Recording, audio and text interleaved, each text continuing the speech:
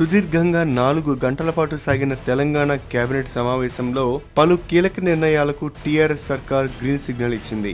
August 15న దళితులకు భూ పంపిణీ చేపట్టాలని ప్రభుత్వం నిర్ణయం తీసుకుంది. నల్గొండ జిల్లాలో ప్రారంభమయ్యే ఈ కార్యక్రమంలో ముఖ్యమంత్రి కేసీఆర్ పాల్గొననున్నారు. భూ పంపిణీ కోసం అవసరమైతే భూమిని కొనుగోలు చేయాలని ప్రభుత్వం భావిస్తోంది. ఇక 15 ఆగస్టు వేడుకలను గోల్కొండ కోటలో నిర్వహించాలని తెలంగాణ ప్రభుత్వం నిర్ణయించింది. అదే రోజు జిల్లా కేంద్రాల్లో మంత్రులు జాతీయ జెండాను ఎగురవేయనున్నారు. ఎంసెట్ కౌన్సిలింగ్ కు ప్రభుత్వం గ్రీన్ సిగ్నల్ ఇచ్చింది. వెంటనే నోటిఫికేషన్ విడుదల చేయాలని నిర్ణయించింది. విపత్తుల వల్ల నష్టపోయిన రైతులకు దాదాపు 404 కోట్ల ఇన్పుట్ సబ్సిడీ ఇవ్వాలని ప్రభుత్వం నిర్ణయం తీసుకుంది.